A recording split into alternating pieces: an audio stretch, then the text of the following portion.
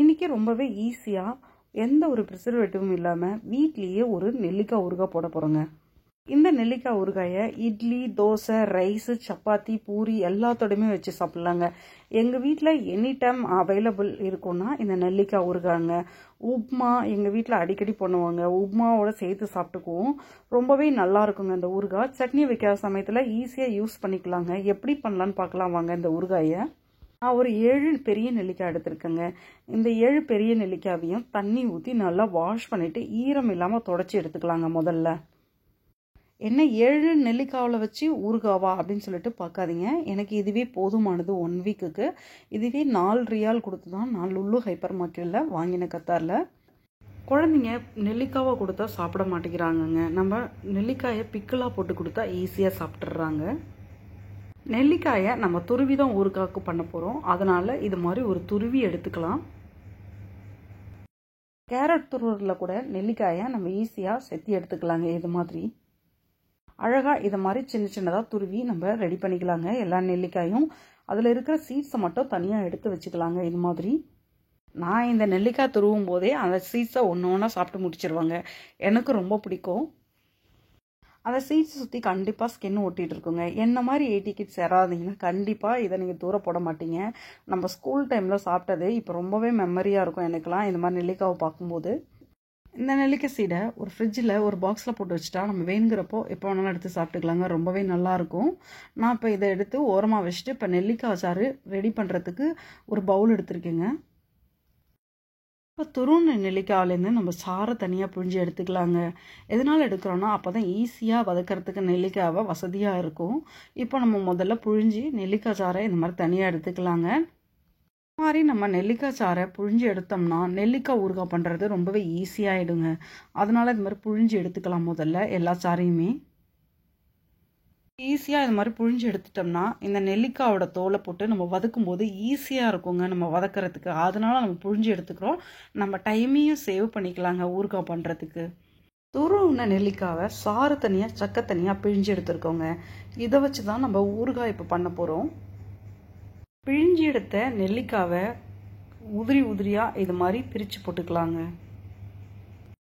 இது மாதிரி நெல்லிக்காவில் இருக்க சீட்ஸை ஊறுகாயில் சேர்க்க வேண்டாங்க. தனியாக எடுத்து வச்சுக்கலாம். நம்ம எடுத்து வச்ச நெல்லிக்காய் சாறில் நான் இப்போ கொஞ்சமாக புளி போட்டு ஊற வச்சுக்கிறேங்க.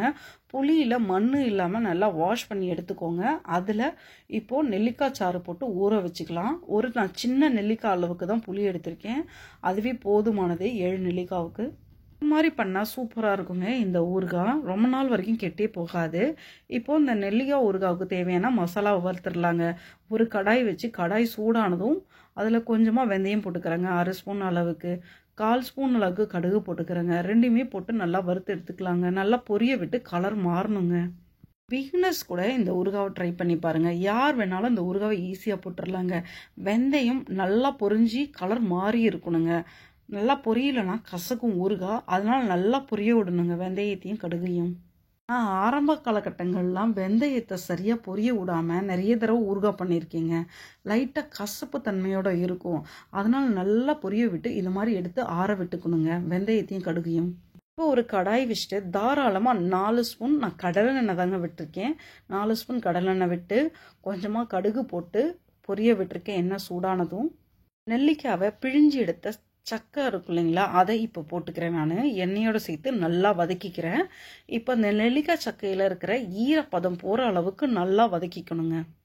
நெல்லிக்காயை செத்திட்டு அப்படியே போட்டு நம்ம வதக்கும் போது நெல்லிக்காயோட சாரோட ஈரப்பதம் ஜாஸ்தியாக இருக்குங்க.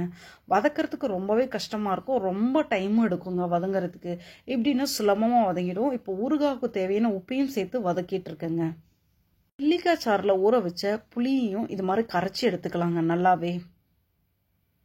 இந்த மாதிரி நெல்லிக்காய் சாறில் புளியை ஊற வச்சு ஊறுகாய் பண்ணால் சூப்பராக இருக்குங்க. இப்போ புளியை நல்லா நெல்லிக்காய் சாறில் கரைச்சி தனியாக வடித்து புளி சக்கை இல்லாமல் எடுத்துக்கலாங்க. இது மாதிரி நெல்லிக்காய் சாறில் இது மாதிரி புளியை கரைச்சி நம்ம ஊறுகாய் பண்ணும்போது தயிர் சாதத்தோடு வச்சு சாப்பிட்டா டேஸ்ட் ரொம்பவே நல்லா இருக்குங்க சாப்பிட்றதுக்கு. ஒரு பவுல் நெல்லிக்காய் சாறு ரெடியாக இருக்குங்க. புளியோடு சேர்ந்து எடுத்து வச்சுக்கலாம். நல்லா வதங்கிட்டு இருக்க நெல்லிக்காய் தோலோட கொஞ்சமாக மஞ்சள் பொடி சேர்த்துட்டு 1/2 ஸ்பூன் அளவுக்கு மிளகாய் பொடி சேர்த்துக்கலாங்க. தனி மிளகாய் பொடி. நெல்லிக்காயை இது மாதிரி நல்லா வதக்கி விட்டுறலாங்க. மிளகாய் பொடியோட சேர்த்து மிளகாய் பொடியோட பச்சை வாசனையும் போயிடும். நல்லா ஒரு பக்கம் கிளறி விட்டுறலாங்க. அதுக்குள்ளே வெந்தயத்தையும் கடுகையும் பொடி பண்ணி 1 ஸ்பூன் அளவுக்கு பொடியாக எடுத்துக்கலாங்க. இது மாதிரி இப்போது இந்த ஊறுகாயோட அந்த பொடியும் சேர்த்துடலாம். வெந்தயமும் கடுகும் வறுத்து வச்சுருந்ததாங்க பொடி பண்ணி 1 ஸ்பூன் அளவுக்கு சேர்த்துருக்கோம். நெல்லிக்காய் சாறில் புளியும் சேர்ந்து ஊற வச்சு கரைச்சி எடுத்து வச்சுருக்கேன். அந்த தண்ணியை இப்போ வதங்குற நெல்லிக்காயில் விட்டு நல்லா கிளறிக்கலாம். தேவைன்னா 1/2 கப் அளவுக்கு நார்மல் வாட்டர் போட்டுக்கலாங்க. நான் கொஞ்சமாக வாட்டரும் சேர்த்துருக்கேன். இப்போ நல்லா கிளறி விட்டுறலாங்க.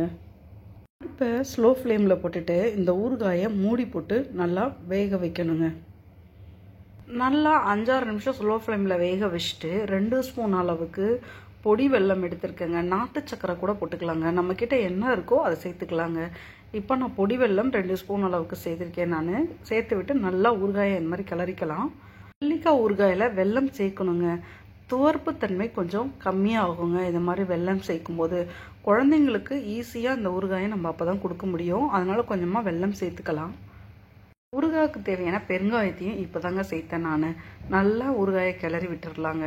கடைசியாக பெருங்காயம் போடும்போது நல்லா வாசனையாக இருக்குங்க ஊறுகாய். அப்போ சூப்பராக ஊறுகாய் ரெடி ஆகிடுச்சு பாருங்கள். ஈஸியாக வீட்லேயே இது மாதிரி ஹெல்த்தியாக நெல்லிக்காய் ஊறுகாயை நம்ம ரெடி பண்ணிக்கலாங்க. எந்த வித ப்ரிசர்வேட்டிவும் இல்லாமல் நம்ம குழந்தைங்களுக்கு நம்ம ஈஸியாக பண்ணி கொடுத்துடலாம். இப்போ ஊறுகாயில் உப்பு செக் பண்ணிக்கலாங்க. உப்பு பத்தலைன்னா இது மாதிரி பொடி உப்பு சேர்த்துட்டு நல்லா கிளறி விட்டுறலாங்க. உப்பு நம்ம மிதமாக உப்பு சேர்த்தா போதுங்க. கூடவும் இருக்கக்கூடாது, குறைச்சி இருக்கக்கூடாதுங்க ஊறுகாய்க்கு. எவ்ரி வீக்கு இது மாதிரி ஒரு 20 நிமிஷம் நமக்கு ஒதுக்கிட்டு இது மாதிரி ஒரு நெல்லிக்காய் ஊறுகாயை ரெடி பண்ணி வச்சுட்டா வாரம் ஃபுல்லாக ரொம்ப ஈஸியாக நம்ம யூஸ் பண்ணிக்கலாங்க இந்த ஊறுகாயை.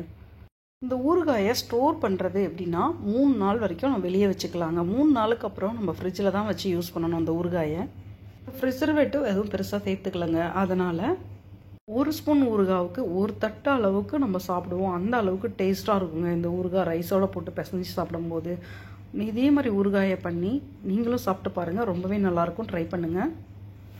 சப்ஸ்கிரைப் பண்ணாமல் நம்மளோட வீடியோக்களை பார்க்குறீங்கன்னா சப்ஸ்கிரைப் பண்ணி வச்சுக்கோங்க. நம்மளோட சேனலுக்கும் சப்போர்ட் பண்ணுங்கள். மறக்காமல் சப்ஸ்கிரைப் பண்ணிவிடுங்க. அப்படியே